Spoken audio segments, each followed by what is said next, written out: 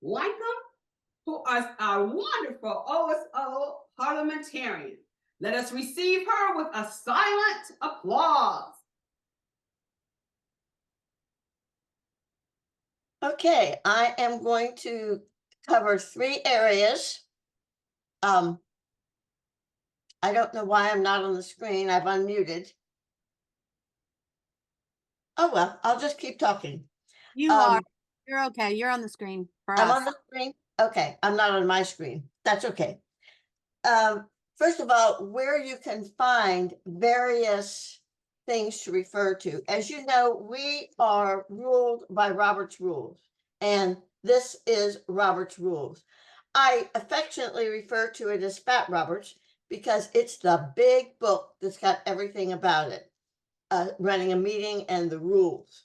The one that I use 90% of the time is this one. And if you want to get a book to be familiar with Robert's Rules, this is what I recommend. It is called Robert's Rules of Order, newly revised. Okay, and it covers just about anything you'd need to know as far as running a meeting. Now, the other things that are part of our thing are the Constitution. This is the DKG, Constitution and International Standing Rules. I have a copy of it. I ordered a copy of it because I'm the state parliamentarian. You honestly do not really need one. You simply know where to find it if you want to look something up. You can go into DKG International website and find this if there is something you want to look up or check out in that. The next thing we have are on the state level, and we have our bylaws on the state level and our standing rules.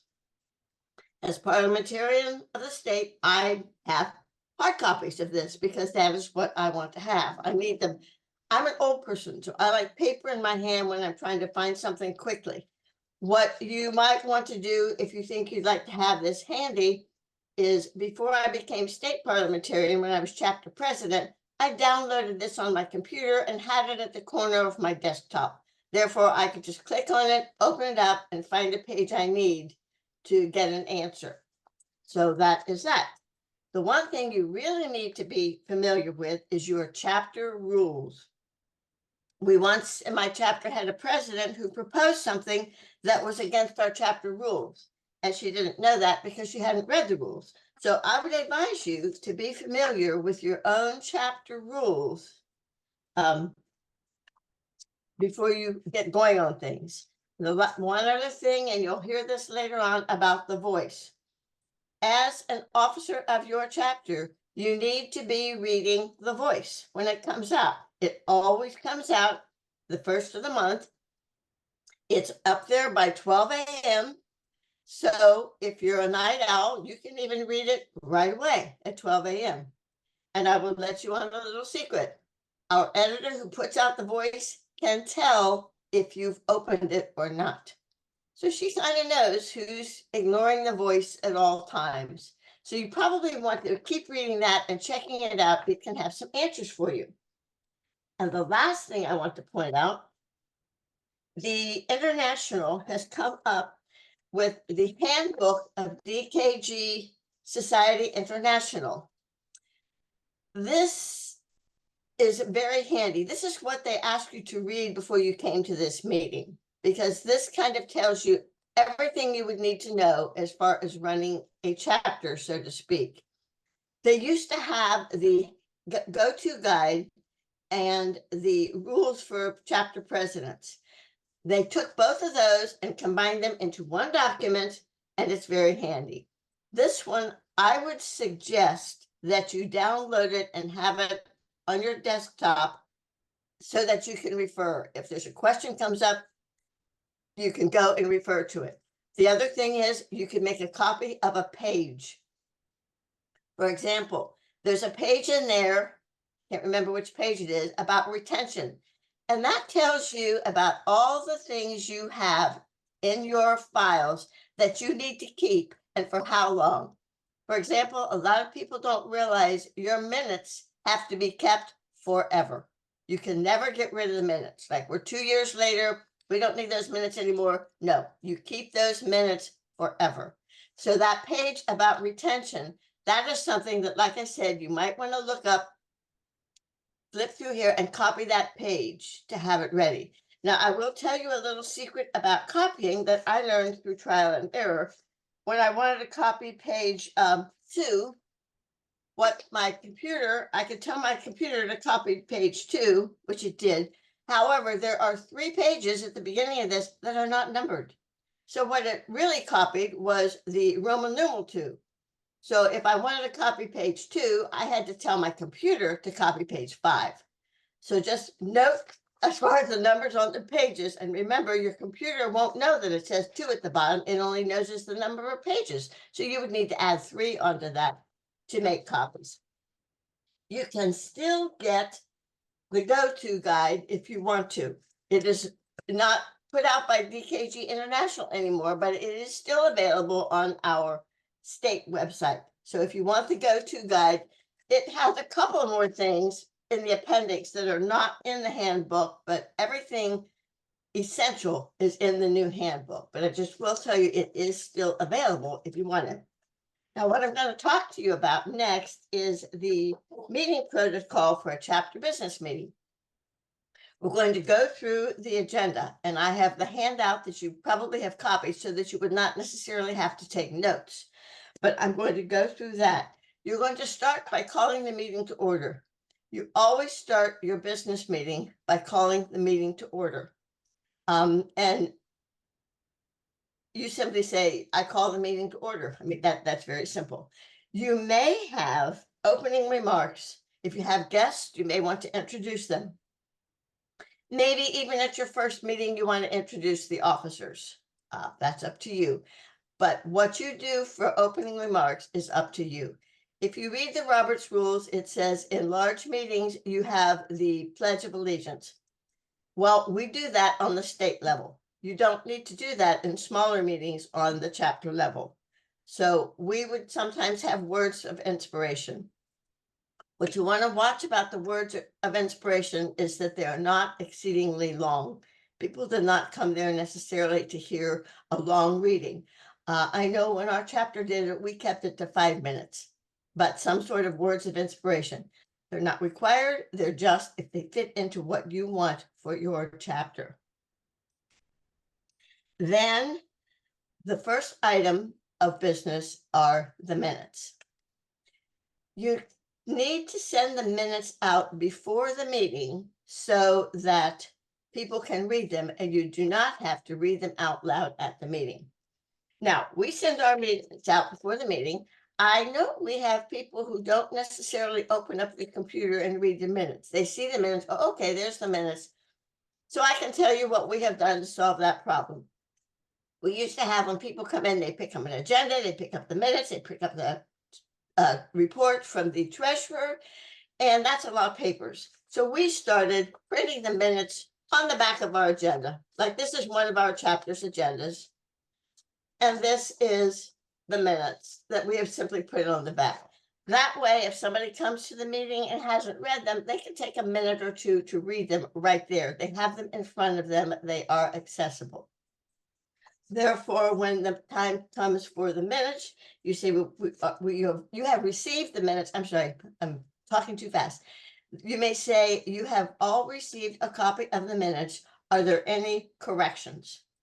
And at that point, you can see if there are any corrections. You do not vote on the minutes. You simply say the minutes are approved as written. The minutes are approved, period. Or the minutes are approved as corrected. Okay? And your secretary will talk about minutes. Our secretary, excuse me, will talk about minutes in just a little bit. So I won't go into the minutes a whole lot.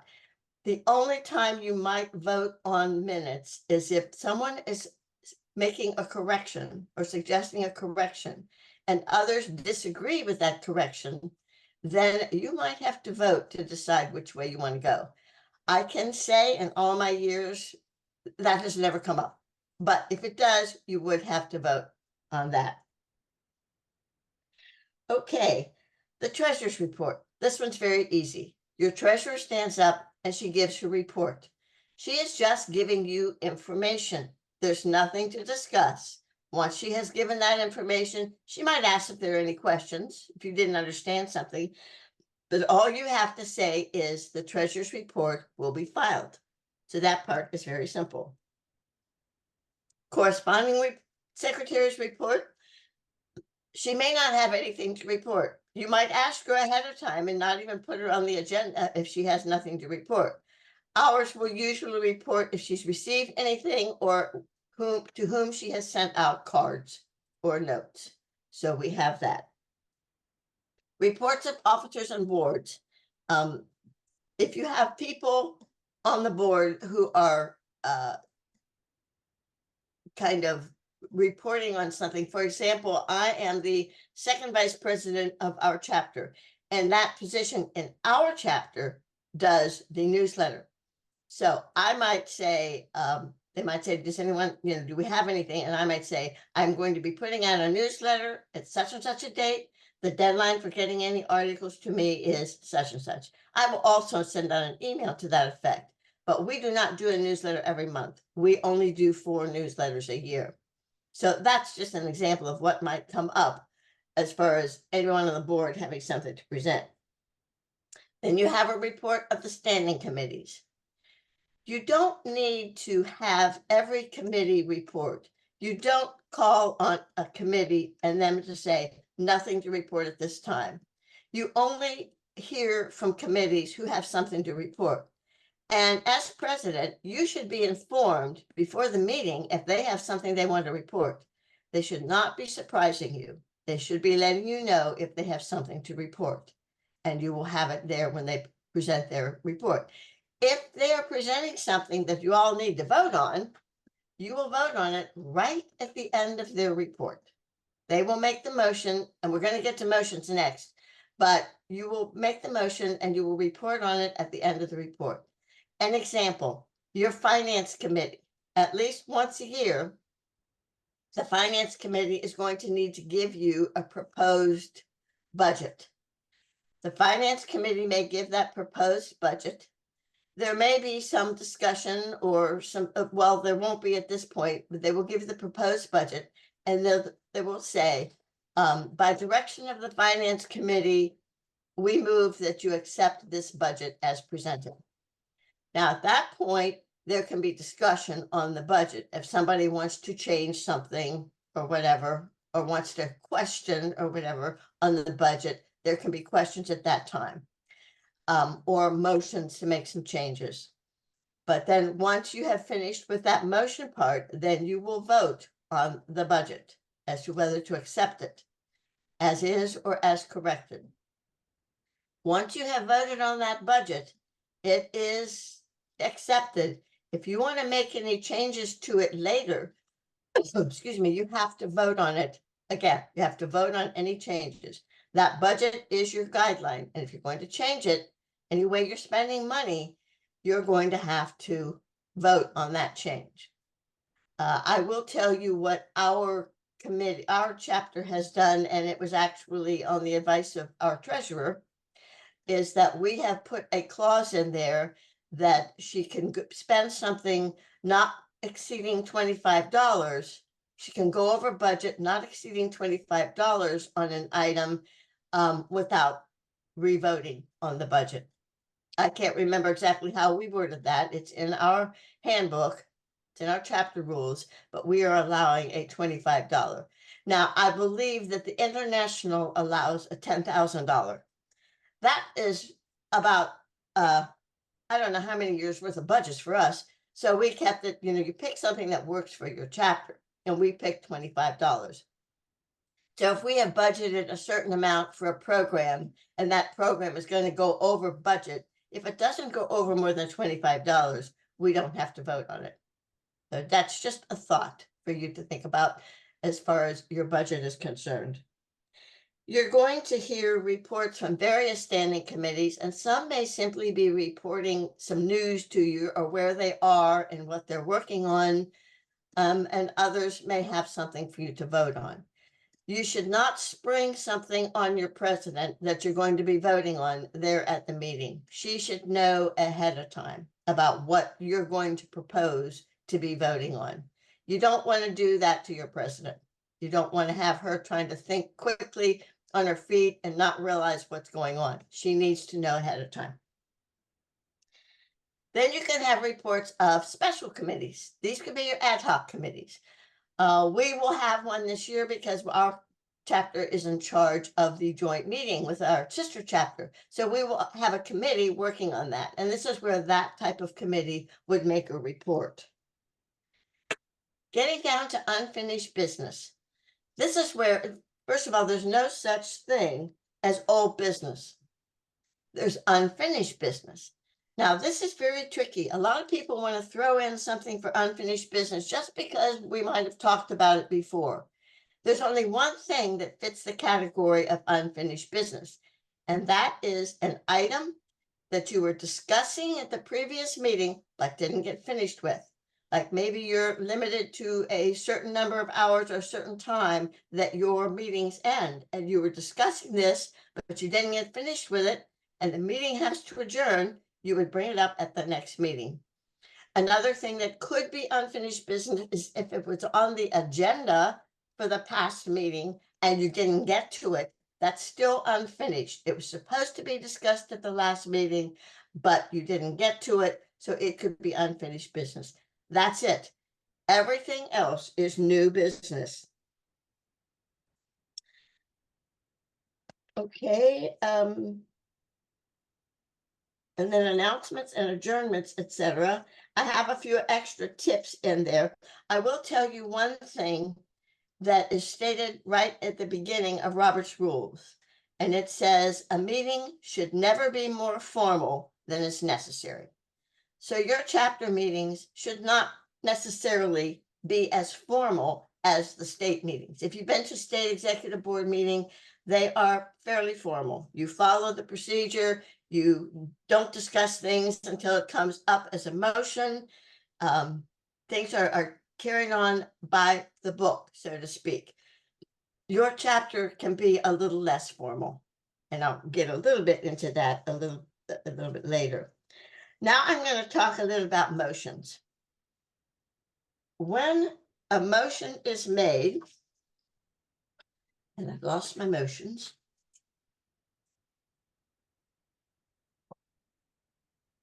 Okay.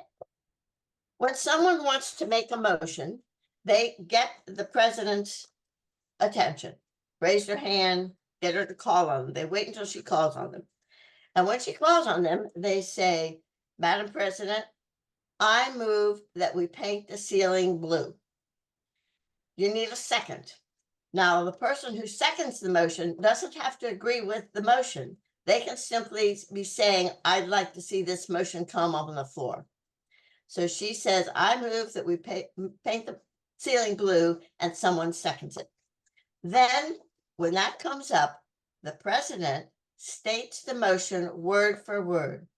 No motion is to simply be an idea. It's got to be word for word. So she will state, it has been moved and seconded that we paint the ceiling blue. Then we have a main motion. Okay, there is our main motion.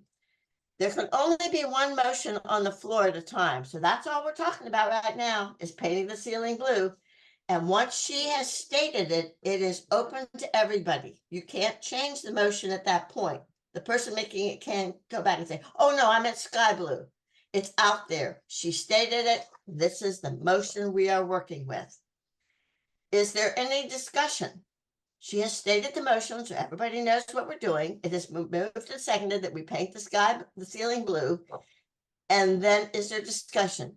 The person who makes the motion gets to talk first because she's the one coming up with the idea. So there's where she explains it. You don't put your meaning or your reasoning in the motion. You don't say, I move that we paint the ceiling blue because blah, blah, blah, blah.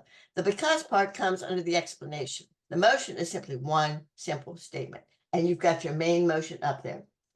People talk about it, discuss it as you're called on. You don't just blurt out, and then you want to speak, You're called on, you give your reason why not, somebody can give a reason why, so, etc. You finish the discussion and you can kind of cut it off if everybody seems to agreeing, but you have 4 or 5 people that simply want to speak out for their opinion. You can say, are you ready for the question? Basically, are you ready for the vote? And then when they are ready for the vote, you state the motion once again. It has been moved. The motion on the floor is that we paint the ceiling blue. All those in favor say aye. All those against say no. No. Then you would say the ayes have it. We will be painting the ceiling blue. The motion has passed. We will paint the ceiling blue. If the noes have it, all you say is the motion is lost. And you're done. You're done with that motion.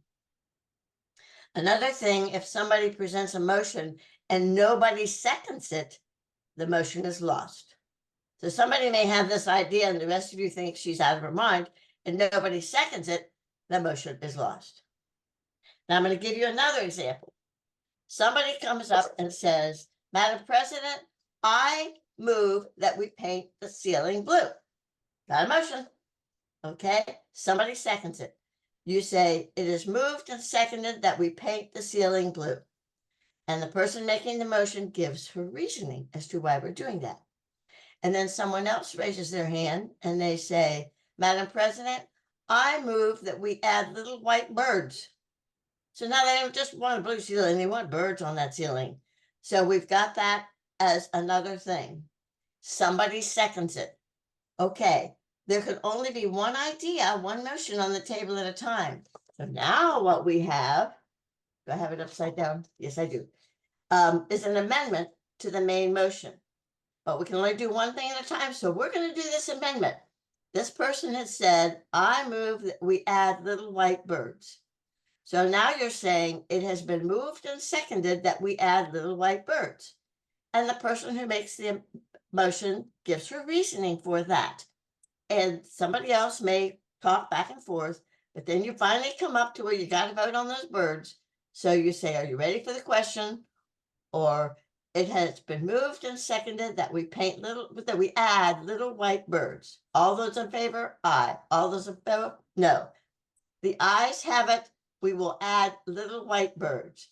The noes have it. The motion is lost. Now let's say that the ayes have it, and we've decided to add little white birds. We haven't even voted yet on whether we're going to paint the ceiling blue. So now we go back to the main motion. However, we've made a change. We voted in a change to the main motion. So now the motion is on the floor that we paint the ceiling blue with little white birds. And that's what we vote on. We voted in the change, so we changed the main motion, and now we vote on the main motion. If we did not vote on the change, we would be coming back to say, we are now going to vote on the motion that we paint the ceiling blue. Stop. But otherwise, we have an addenda. You can add addendas twice. That's it. You can't be there all night adding clouds and whatever, you know. You can only do 2 things to amend a main motion. If you're getting into amending it that many times, you need to vote that motion down and start all over.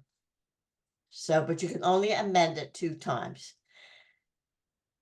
I hesitate to say if there are any questions at this point, but some things came up that at the discussion yesterday or 2 days ago when we were in person. So I'm going to cover those a little bit now as well. You may have heard people say that they are declared so by anonymous consent. That can be if there are no objections and you feel like everybody is going to agree. That can come up during nominations. You have your slate of officer. If you have only one person, one candidate for each position, you do not need to vote. You can declare them elected. That's what they call by anonymous consent. You may have heard that a little bit at the state meetings, if you've been to one of those. When they put up the agenda, they say if there are no objections or hearing, they may ask, are there any objections? If there are no objections, hearing no objections, or if there are no objections, the agenda is accepted by anonymous consent. That means we don't have to vote on it. That saves time when everybody's in agreement. The other thing is when I read the rules of order. Are there any objections, any additions? The rules of order are adopted by unanimous consent, anonymous consent. Now, there is one exception, and my chapter falls into it, so I'm going to tell you about it. When we are doing the voting for our officers, unfortunately, in our handbook, we have stated we will vote by ballot. So that means even if there's only one candidate per office, we have to hand out a ballot and have people vote. Now, I will tell you, I am on the chapter rules committee for my chapter, and we're going to be changing that because for the last 2 times, we've only had one candidate per office. Everybody's in support of it, but we've had to go through a ballot vote. So you may want to look at your handbook at that, and you can't go by anonymous consent and not vote if your handbook says that you have to vote by ballot. So you might want to check that out. The other thing that came up is when you have a tie, you've probably heard before that the president only votes when there is a tie. That is true, but that's not the whole story. A president can vote when it is going to change the outcome. So we have a proposal up there, and the vote is 9-10, 9 for, 10 against. Now let me do it the other way. 9 against, 10 for. The president doesn't necessarily vote. However, right now it would be passed. If the president does not want to see it passed, she can then vote on the against, and that would make it 10-10. Whenever it's tied, the motion goes down. It is lost. Or it could even be the other way. If it's 9 for, no, I would have to be like 11-10, and she would want to make it vote or something like that. She could vote then. But other than if you're voting by ballot, written vote, the president only votes if it makes a difference, and she cares about what that difference is, and she wants to change the vote, and she will make a difference. Now, one question I got yesterday, and it kind of blindsided me, and I didn't think very fast. They said, if you have dual presidents, how does that work? Do they both get to vote? I was not thinking fast on my feet yesterday, but after I had time to process it a little bit, you may have 2 presidents, but only one of them is running the meeting at the time of that amendment. Okay, they won't be echoing each other on the amendment. Only one of them will be at the running the meeting at the time of that amendment. Because if you read Robert's rules, they don't call it president, they call it chair, the chair of the meeting. So one of those presidents will be chairing at the time of the meeting. That is the president who can vote only to change the outcome. When she's leading the meeting, the other president is simply a member. So the president who's leading the meeting will be the one in charge to vote at that time. Another thing that came up, and it just went out of my head, quorum. People had questions about quorum. And I will tell you, when we reviewed the chapter rules, this was the most misunderstood term that we came across. The quorum is the number of people required to be in attendance in order for you to have a business meeting. All right, on the state level, when we have an executive board meeting, the executive board consists of the officers of OSO, the past state presidents, and one president from each chapter. Each chapter only gets 1 vote. So if both your chapters go to the executive board meeting, which should happen, you have to decide which one gets to take the vote because only 1 vote can be there. So we have I'm just going to jump in there and say maybe 90 people who should be at this meeting. Our rules say you must have a majority of the members. So we have to have at least, a majority is not 45, that's only half. We have to have at least 46 people in attendance to conduct business at that meeting. Now, if you notice, if you ever see me running back and forth, I am running back to the table to make sure at least 46 people have signed in so that we can go ahead with the business meeting. Now, what does this mean for your chapter? If you have an executive board, which you would have an executive board, for example, on my chapter, the executive board is it's 7 to 9 people. That's it. You'll see sometimes people, when they have large meetings, like when we have the general session, they'll say the quorum is those in attendance, the number of people in attendance. You don't want to do that on your smaller scales. When you have an executive board, you would like at least half of them there. So you would want to say a majority of the members in attendance. Otherwise, what could happen? 3 people, maybe everybody can't make the executive board meeting, only 3 people show up. Somebody proposes something, 2 people vote yes. You have 2 people making a decision for your whole chapter. And that is not really good. And the other thing, when you go to your chapter meeting, a lot of people put the quorum would be the number in attendance. Well, once again, you can have 5 people show up at a meeting and they vote on something. 3 people can make the decision, if they voted 3 yes, to affect your whole chapter. And you need more representation than that. I will say what a lot of chapters have gone to is that they are having that you have to have a percentage of members in attendance to conduct the meeting. My particular chapter has about 40 people. We have ours set at 25%. So we need 10 people in attendance in order to conduct business that would require voting.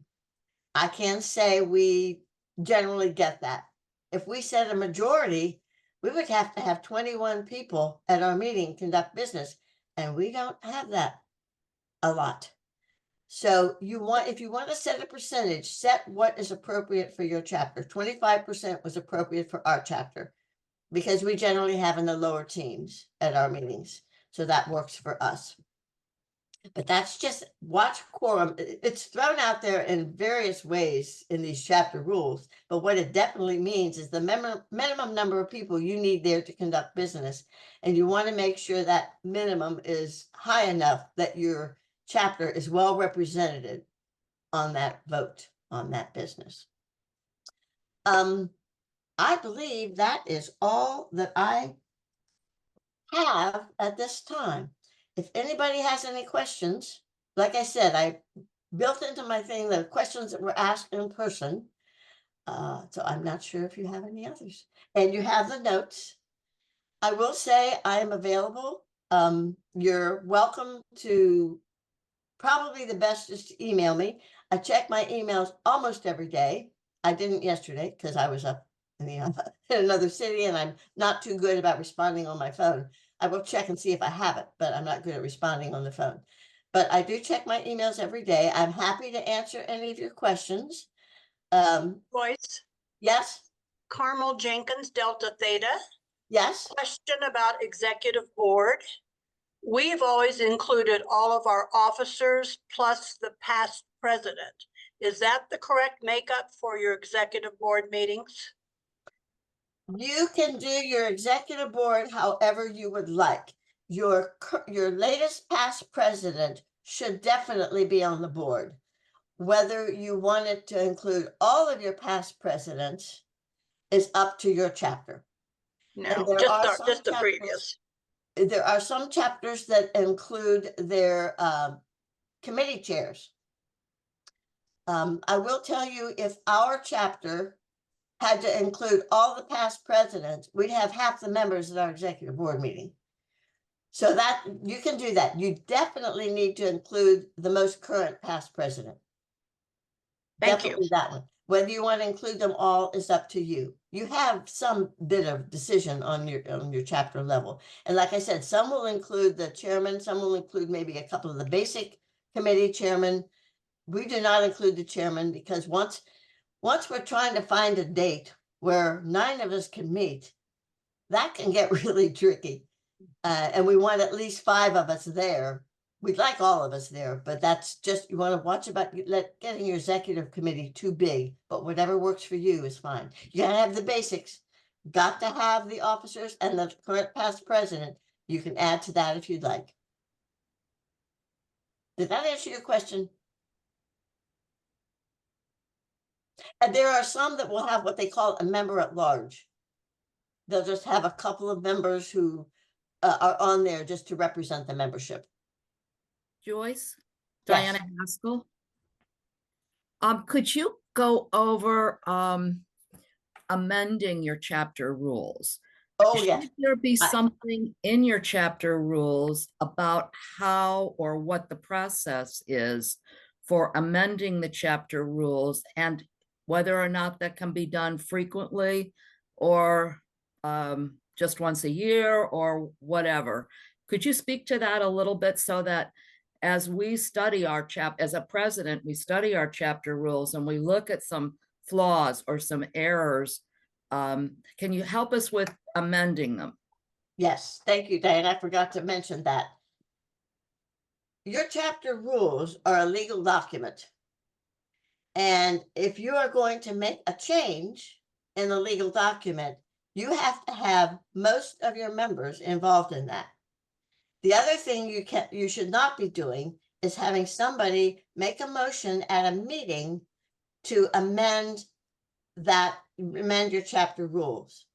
If you are going to amend your chapter rules or propose an amendment, your members need to know ahead of time that you're going to be bringing that up and it is going to be voted on. So any proposed amendment to your chapter rules, you need to either bring it up at a meeting, but not vote on it till the next meeting, or you send out a notice to people that this motion will be proposed, that we're proposing a motion to make such and such amendment in your chapter rules. Most definitely, your people need to know ahead of time. And I don't mean the day ahead of time, because there may be somebody who feels very strongly about what you're changing and they want to be at that meeting. But if you don't tell them to the last minute and they can't come, they're not going to be a happy camper. So you need to let your people know ahead, way ahead, when you're going to be proposing an amendment. You also should be running it by the bylaws committee. Your chapter rules committee. Sorry. I know on the state level, any amendment they have to send to the bylaws committee. So you should be sending it to your state Chapter rules. Chapter rule, thank you. Chapter rules committee. And my sinuses and my allergies are going nuts, and I took a pill this morning, so my mind's a little foggy. But you should be sending it to them. And what they're supposed to do, they don't make the decision, but what they do is they check and make sure it doesn't conflict with anything else that's in your rules. Like that's what our state bylaws committee does. We don't tell you, no, you can't do that. We don't even recommend you do it or don't. We only say you can't do that because it conflicts with such and such that's already in the rules. So you probably should run it by your chapter rules committee. The other thing you do, let your president know ahead of time. Do not blindside your president, please. Did I answer your question? Okay. Yeah, that was a good one. That the other thing that people would have in there that you could bring up something at the meeting. Yes, you can. You have the right to propose something at the meeting. But like I said, you want to be careful at blindsiding people. And especially you've got to get it out to all your members if you're wanting to change the chapter rules. Now, I'm going to say something else here. This summer, we are going to the International Convention. The International Convention is every 2 years. The International Convention has various things we are going to vote on as far as Constitution and standing rules. Some of those changes will affect your chapters.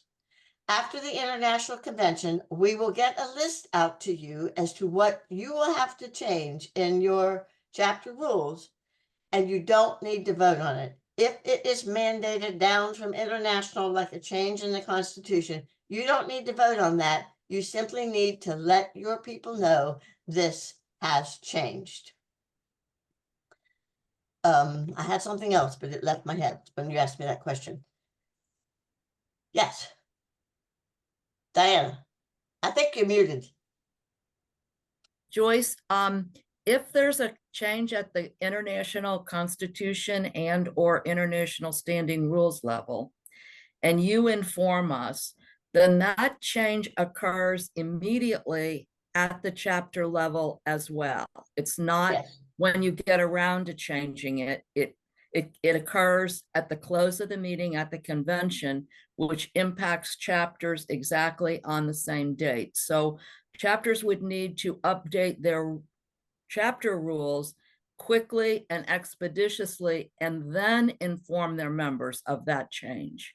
Correct? Yes. Yes. Thank you for the clarification, Joyce. Yes. Any other questions? As I said, I'm happy to answer questions. I kind of feel like the state sent me for a 3-day training session on this, so I am there for you. I am your source if you have questions. And as I used to tell my students once in a while, it's not that I know everything, but I know where to find the answers. So if you hit me something, I'll look up the answer and get back to you on that. Any other questions? Okay, I think I finished early too. We're running ahead. We have a longer lunch. We thank you so much, Joyce, our wonderful OSO parliamentarian who is just so thorough. And we thank her for getting us together and giving us all of our information, because she is the one who's going to help to keep us together so that we don't fall into the pitfalls that we could, because we don't want to get into quicksand and ended up sinking this biennium. So make sure that you pay attention and that you downloaded all the information that's necessary. And when we get back from international, that you make sure that you take heed to the new items that might be occurring, so that you can keep your chapter abreast of what the new changes might be occurring, so that you all will be up to date. Now, can I ask, is Debbie Cantor in the house? No. Morning. All right. Then we are going to continue on with our wonderful editor. We are so glad that she is feeling a little better and that she is with us this morning. Kathy Tenney is going to give us a guide to be on the map to Gold Key. Let us receive her with a silent applause this morning. Thank you.